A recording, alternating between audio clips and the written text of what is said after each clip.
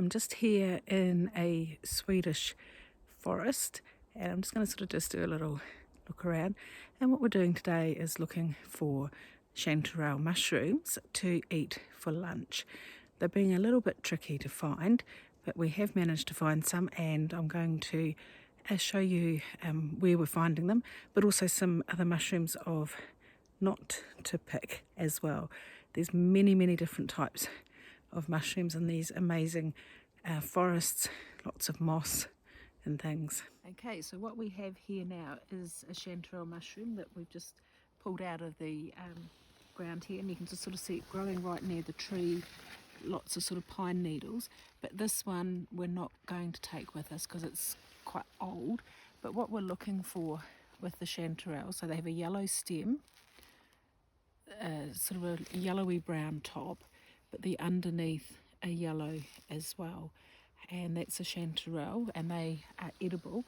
And around us there's lots of other types of mushrooms that I'll show some pictures of that deceptively could be these, but they're not. But we don't touch them, we're not picking them. One of the things that makes these quite hard to find is, of course, they actually look quite similar to the autumn leaves on the ground, and sometimes we have to sort of dig a little bit under the moss there, which is where we found this big one. He was sort of buried in there, so they're not immediately obvious to the eye.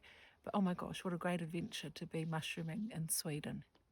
Now we have just come onto this little field here of great chanterelles, and we're just going to pull one out of the ground so you can see what they look like.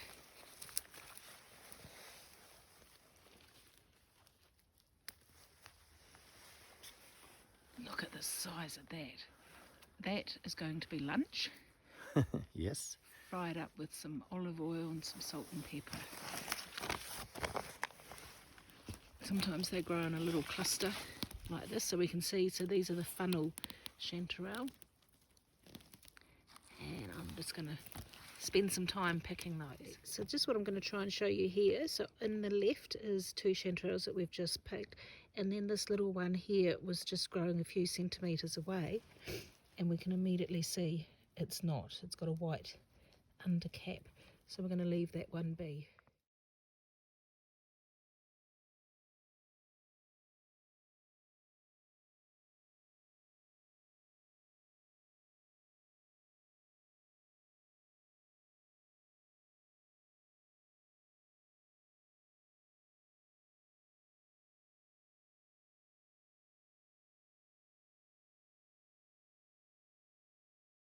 So we've just come out of the woods behind us, and we're now into sort of more open ground, and just going to show you what is down here.